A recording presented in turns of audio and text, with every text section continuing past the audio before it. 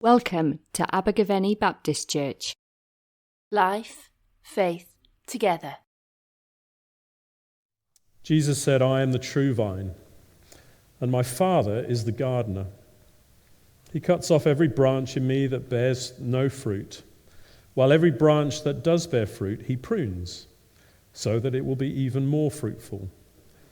You are already clean because of the word I have spoken to you. Remain in me as I also remain in you. No branch can bear fruit by itself. It must remain in the vine. Neither can you bear fruit unless you remain in me. I am the vine, you are the branches. If you remain in me and I in you, you will bear much fruit. Apart from me, you can do nothing. If you do not remain in me, you are like a branch that is thrown away and withers. Such branches are picked up, thrown into the fire, and burned. If you remain in me and my words remain in you, ask whatever you wish, and it will be done for you. This is to my Father's glory, that you bear much fruit, showing yourselves to be my disciples. As the Father has loved me, so have I loved you. Now remain in my love." I'm just going to jump to the end of the chapter. The end of this section. I know this isn't on the screen, but I'm going to add it in anyway. You did not choose me, but I chose you. You didn't choose me. I chose you and appointed you so that you might go and bear fruit. Fruit that will last, and so that whatever you ask in my name, the Father will give you. This is my command. Can anyone remember how that finishes? This is my command. Love one another. Love each other. I moved a year ago we live in Newport, moved March last year after 8 years in London, and since then I've been in therapy.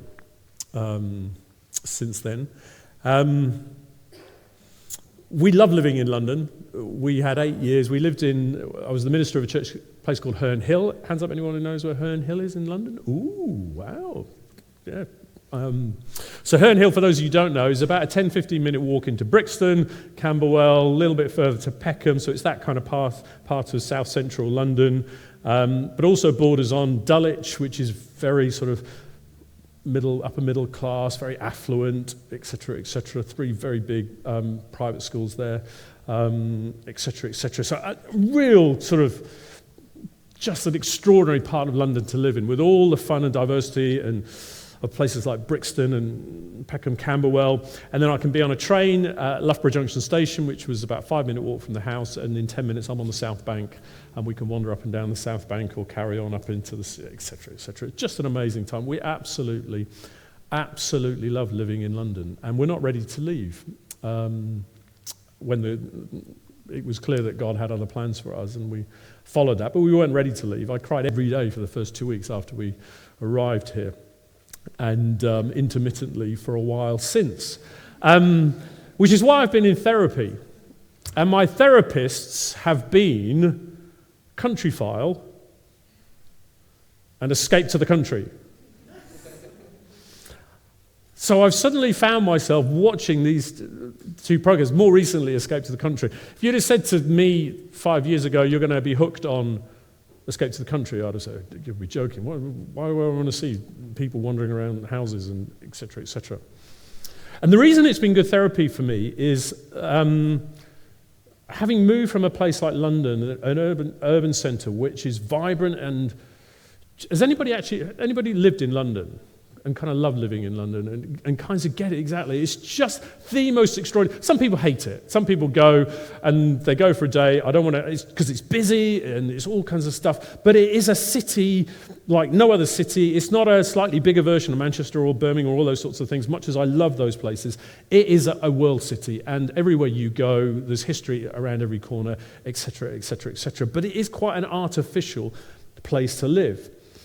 You're nowhere near the countryside. They have glorious parks. So within a short distance of where we live, there's Dulwich Park, and these are pretending to be the countryside, but they're not really the countryside. They're very highly developed parks that the Victorians were very good at, and so on and so forth.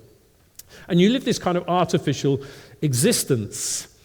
And so coming out of the city, I had to recalibrate that I'm not living in the city anymore, because I'm a recovering country boy. Because I grew up in rural Suffolk. Hands up, anyone from Suffolk? Hey, whereabouts? Ipswich. I was the other end of the county, so Bungay. So Bungay, born and bred. Ipswich Town is my team. We're doing all right at the moment. Indeed. But I grew up in rural Suffolk, and I didn't... My dad was a school teacher, but I had friends who were farmers at school who grew up on farms, and we knew farmers, and we would go to farms. And on my dad's side up in Blackpool, most of the family on that side were all farming people, dairy farmers mostly, but sheep and battery hens when you were allowed to have battery hens. Thankfully, we don't have those anymore. But that was the world I kind of grew up in. And you get used to the rhythms of the countryside and the rhythms of nature. And one of the things I realised that I've missed, we always used to have wellies. I've not had wellies for years, but wellies were a big deal in my world, and a good torch. In the city, you don't need a good torch because there's always light. But in the countryside, you always need a good torch and a big, long beam. But you kind of get used to... You just get used to the rhythms of the life and the seasons of things. So whenever, in the summer holidays, we would go up to stay with my great uncles on their farms in Blackpool, they didn't lay down their tools because, the nephews and nieces have come to visit, it would be nice to sort of, et cetera, et cetera. We fitted in with the rhythms of the farm because the cows need milking and feeding, and the pigs need feeding, and the harvest needs bringing in, and all of those sorts of things. And you fit in to the rhythm of those things. And there is something about that life that lends itself to submitting itself to a bigger thing that is going on. I was with some of you may be aware, there's a rural churches fellowship around a lot of the Monmouthshire churches, rural churches, and they had a lunch yesterday, and I was sat next to Pat. And Pat, I guess, would be in her 70s now, something like that, next to her husband. And Pat was a farmer's daughter, grew up on a farm, she married a farmer, she's only ever known farming. Doesn't have holidays, doesn't go away. They've got sheep, they don't have as many sheep as they used to, they've only got about 200 sheep now. But it's a way of life. It's not a hobby, it's not something you fit in around, it's everything. To submit our lives. You don't have in that world control of everything that you have control of. You submit your life to those you care for and those you are responsible for. And there is this other life out there which other people enjoy and are free to live, but you have embraced this life. And you give yourself to that life. And you submit yourself to that life and to the rhythms of that life and the seasons of that life, and it becomes natural and instinctive. And so when Jesus tells you a story about a vine and branches and a gardener, it makes perfect sense. Well, of course, vines, even if you don't have a vineyard, if you're not a farmer with a vineyard, but you know about seasons and rhythms and care for, that a good vine needs good branches to bear fruit, but only if there's a good gardener who knows what the gardener is doing. And any of you who are gardeners know there is pruning time. You have to prune. If you want good flowers next season, good fruit next season, pruning is part of the thing. You're not punishing the plant. You've got it in for the plant. You're caring for the plant. It's responsible gardening to look after and to care for the plant. Jesus said, I'm the vine, and my Father is the gardener. It's my Father who's the gardener. My Father is the unseen presence who cares for the vine, who tends the vine, who prunes the vine. It's the Father who does these things. The Father to whom we've just prayed, our Father who is in heaven, hallowed be your name. It's the Father who watches over the vine. I'm the vine, you are the branches. And this is our life. This is who we are. We are defined by the branches that flow out of the life of Jesus being tended by the Father.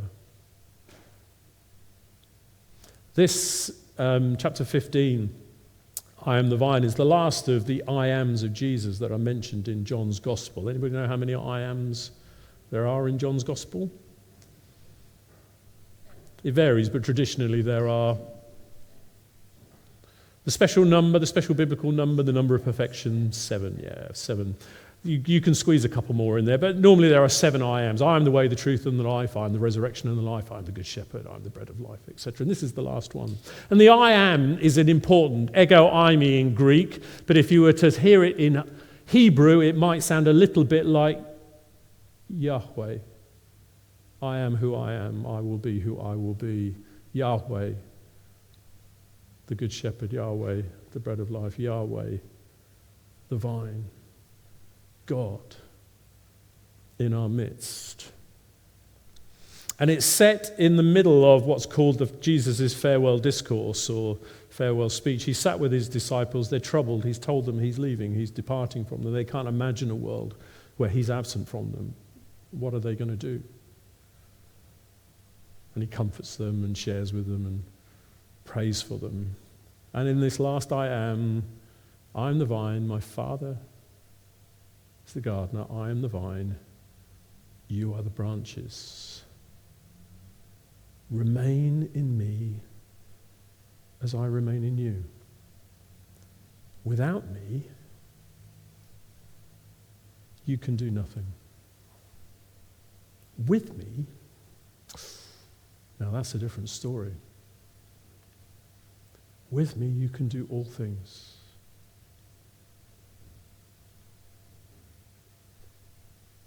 That as the branches remain in the vine, they remain connected to the life of Jesus. They take on the characteristics of Jesus. They bear the fruit of Jesus. They do the works of Jesus. They live a life consistent with the pattern of Jesus. For God so loved the world that he sent his one and only Son. Not to condemn the world,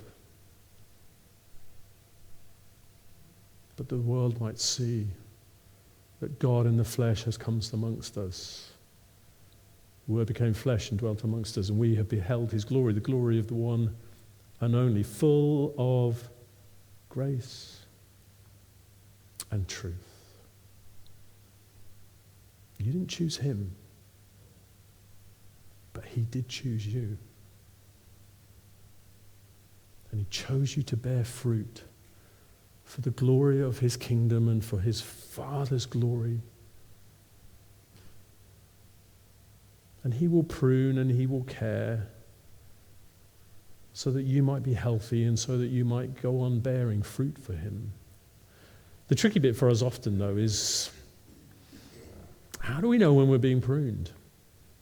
How when we know when the secretaires, the heavenly secretaires, are coming into our own lives or into the life of a church? Because I'm guessing sometimes it's quite painful to have bits chopped off. We can resist that. We can react against that. We don't like that. But it's where the fruit won't come from. That's where God is most concerned, where the cleaning needs to come from, where that life of Jesus, where that love of Jesus is no longer being expressed. There's a lot of churches run very busy programs, but you'd struggle to find much love consistent with the glorious and richness of the love that we have encountered in Jesus Christ. It's very easy to mask busyness and equate it with the life and the works of Jesus. I came to a conclusion sort of after 24 years in local ministry, particularly more recently, that those who often shouted loudest about more Bible studies and more evangelism training and all of this kind of stuff. Nothing wrong with any of those things, by the way, I'm all for it. But there was a certain constituency often within church life, because the more time I spend in Bible studies and more evangelism programs, and the more busy I am in church life, then the less likelihood that I might have to get involved in the messiness of somebody else's life. It's much easier to keep my Bible open and to do another Bible study than to close it and to step out into the messy life of somebody else and learn how to love. In my first church, I think God was doing some pruning there because Peter was part of our church. Peter was profoundly autistic at the time. Well, he's exactly the same age as my oldest daughter, so at the time he would have been about 5 years old, 6 years old, and profoundly autistic, largely non-verbal, and didn't like loud noises, if you know anybody, etc. All of those sorts of things needs routine and familiarity and all of those, etc., etc. And he was an absolute gift to us because he was the measure of our love. You don't know how good you are at loving until you have to love quite a difficult person, created in the image of God, loved eternally by the Father, and given as a gift to you, to us as a church. So what are you going to do? Somebody said, in churches we have the cool and the uncool people. The cool people have their services, the uncool people have their ministries. We farm off the uncool people into ministry. That's where you need to be. It's a lot easier if they're over there because they don't interfere with in here. They don't make life awkward for us. We can give them to special people to care for them. I discovered in my time in London in a multicultural church, people who'd come over from Jamaica in the 60s and 70s would walk into a church and very politely and in a very dignified South London way say, "Oh, I think you prefer the church down the road. I think you'll fit in there quite a bit more." They knew exactly what this was all about. I don't want the awkwardness of a black person in our congregation with your funny ways and what you might bring, let alone somebody, disabled person or somebody who sits on the margins of things who truly tests our love. Somewhere it's written, it's easy to love your friends, people like you. The extraordinary gift of the church, of course, is its capacity to love its enemies. That's when you're now tapping into the love of Jesus. Father, forgive them, for they don't know what they are doing. Our capacity to love will only come, to love like that will only come if we root ourselves in Jesus and embrace the life of Jesus that is gifted to us and cooperate and submit ourselves to the Father who tends us and cares for us.